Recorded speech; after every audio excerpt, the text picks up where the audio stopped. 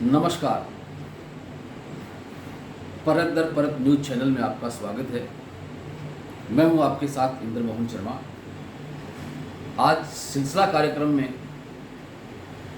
मुख्य मुद्दा है G20 शिखर सम्मेलन का समापन। भारत की राजधानी नई दिल्ली के प्रगति मैदान में बने हुए भारत मंडपम में 2 दिवसीय G20 शिखर सम्मेलन आज सफलता के साथ संपन्न हो चुका है। इस शिखर सम्मेलन की जो सफल मेज़बानी भारत ने की है, उसकी प्रशंसा जितने भी विदेशी मेहमान आए थे सब ने की है। फ्रांस के राष्ट्रपति इमैनुअल मैक्रों ने तो व्यक्तिगत रूप से प्रधानमंत्री नरेंद्र मोदी के इस प्रयास की सफलता के लिए बधाई दी है और इस शिखर सम्मेलन को लेकर हम बात कर रहे हैं कि क्या हासिल हुआ। सबसे बड़ी बात इस शिखर सम्मेलन की यह रही कि इस शिखर सम्मेलन की सफलता से भारत का पूरे विश्व में और प्रधानमंत्री नरेंद्र मोदी का सियासी कद में इजाफा हुआ है। कोई माने या न माने ये अलग बात है, लेकिन इस शिखर सम्मेलन से पूरे विश्व में एक बात पूरी तरह से घूम चुकी है कि भारत देश किसी से कम नहीं है। विश्व गुरु था, विश्व गुरु की क्षमता रखता है और अब विश्व मित्र के रूप में उभर कर सामने आया है। हालांकि जिस वक्त यह शिखर सम्मेलन भारत में हुआ,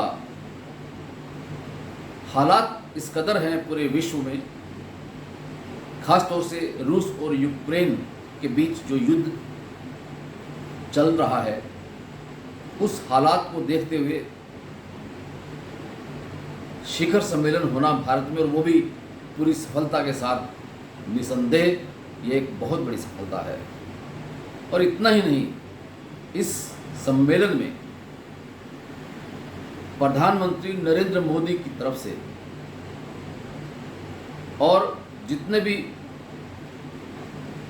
विदेशी राष्ट्राध्यक्ष या प्रतिनिधि आए, उन सब ने जो मिलकर के घोषणा पत्र जो रखा गया था उस पर सहमति बनाई गई।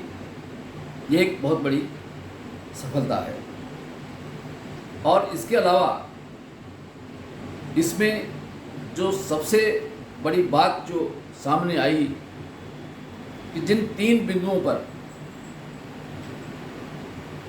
इस शिखर सम्मेलन में मंथन हुआ, चर्चा हुई, वह था पहला बिंदु वन अर्थ, यानी कि पूरे विश्व की एक धरती, और दूसरा बिंदु था वन फैमिली, यानी कि पूरा विश्व एक फैमिली के रूप में, एक परिवार के रूप में रहे, और तीसरा बिंदु जो आज शिखर सम्मेलन के समापन समारोह में जिस पर चर्चा की गई, वह था वन फ्यूचर, यानी कि एक भविष्य पूरे विश्व का ऐसा हो जो उज्जवल हो, हर लिहाज से उज्जवल हो। और ये कब होगा और कैसे होगा, इन पर पूरी तरह से मंथन किया गया। समापन समारोह का शिखर सम्मेलन शुरू होने से पहले प्रधानमंत्री नरेंद्र मोदी के साथ जो विभिन्न देशों के राष्ट्राध्यक्ष आए हुए थे, वे राजघाट पे गए और वहाँ पर महात्मा गांधी की समाधि पर नमन किया और श्रद्धासुमन अर्पित किए। वहाँ से एक संदेश मिला कि विश्व में पूरी तरह से जिस तरह से महात्मा गांधी ने अहिंसा और शांति का एक संदेश दिया था, ठीक उसी तरह से नरेंद्र मोदी ने भी ये प्रयास किया है कि पूरा विश्व वसुधैव कुटुंबकम की नीति को अपनाते हुए आपस में भाईचारा बनाए और जो अविकसित देश हैं, जो विकासशील देश हैं, जो गरीब देश हैं, जिनमें कई तरह की खामियां हैं, कमजोरियां हैं, उनको साथ लेकर के उनको आगे बढ़ाते हुए एक भाईचारा का संदेश दिया जाए। यह एक संदेश इस शिखर सम्मेलन के तहत दिया गया है। अब इस शिखर सम्मेलन की जो सबसे बड़ी बात सामने आई है कि कहते हैं कि झुकती है दुनिया, झुकाने वाला चाहिए। भारत के प्रधानमंत्री नरेंद्र मोदी ने ये साबित कर दिया इस शिखर सम्मेलन को सफलता के साथ आयोजन करके। और जो सबसे बड़ी बात जो इस सम्मेलन में देखने को मिली वो ये है कि जैव ईंधन गठबंधन की शुरुआत इस सम्मेलन में करने की बात कही गई कि पेट्रोल में 20% एथेनॉल मिलाने के लिए गठबंधन होगा और ग्रीन क्रेडिट पहल करने पर भी जोर दिया गया। सबकी सुरक्षा हो, सबका विकास हो, सबका साथ हो, इस पर भी पूरी तरह से मंथन किया गया। अब सवाल ये है कि इस शिखर सम्मेलन से भारत को क्या हासिल हुआ। रूस और यूक्रेन के बीच युद्ध के चलते हुए भारत ने जो G20 शिखर सम्मेलन का जो सफल आयोजन किया है, निसंदेह इससे भारत का कद बढ़ा है और पूरे विश्व के देशों को ये एहसास हो गया है कि भारत देश किसी से कम नहीं है, उसको कमतर नहीं आंका जा सकता। और यह बात तब होती है जब नेतृत्व करने वाला खुद एक ऐसी अहमियत रखता हो जिसमें कभी काम करने के प्रति आलस ना आए, मन में थकावट ना महसूस हो, हर वक्त काम करने की क्षमता हो, स्वस्थ रहे और एक दिन भी अवकाश न ले, वो शख्स है नरेंद्र मोदी। लेकिन अब देखना यह है कि इस सम्मेलन के दौरान जो प्रस्ताव पारित किए गए उन पर अमली जामा कब तक पहनाया जाएगा और जो चुनौतियां हैं उनसे कैसे निपटेंगे। चुनौतियां क्या हैं? जैसे कि क्लाइमेट चेंज, पूरे विश्व में क्लाइमेट चेंज एक बड़ी चुनौती बनी हुई है।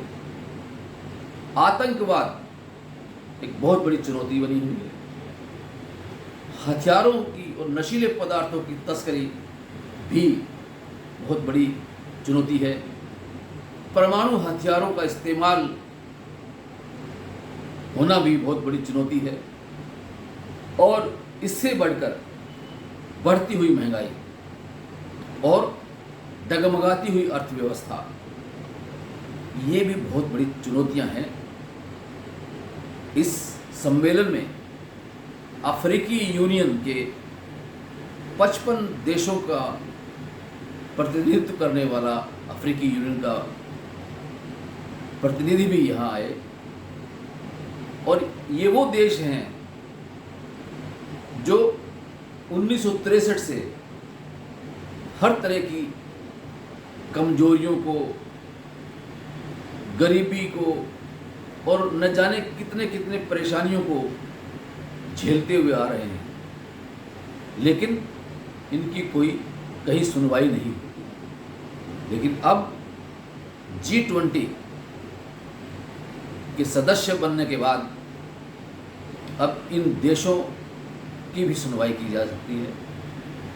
यह कदम भारत में आयोजित इस G20 शिखर सम्मेलन में हुआ है और अब भविष्य में जब भी G20 का सम्मेलन होगा उसका नाम G20 की बजाय G21 होगा और प्रधानमंत्री नरेंद्र मोदी ने इस शिखर सम्मेलन के समापन समारोह के दौरान आगामी G21 का शिखर सम्मेलन करने की जो अध्यक्षता की बागडोर है वो ब्राज़ील को सौंपी है। अब देखना यह है कि अब जब कभी ब्राज़ील में शिखर सम्मेलन होगा तो उनमें यह विश्लेषण किया जाएगा कि भारत में जो शिखर सम्मेलन हुआ था उसमें जो प्रस्ताव पारित किए गए थे, जिन चुनौतियों को सामना करने के लिए और जिन समस्याओं का समाधान करने के लिए जो निर्णय लिए गए थे वो कहाँ तक सार्थक हुए हैं। अब देखना ये है कि आगे इन शिखर सम्मेलन के निर्णयों को किस तरह से अमली जामा पहनाया जाता है। आज सिलसिला कार्यक्रम में इतना ही। कल फिर आपके साथ किसी नए मुद्दे के साथ रूबरू होंगे। तब तक के लिए धन्यवाद।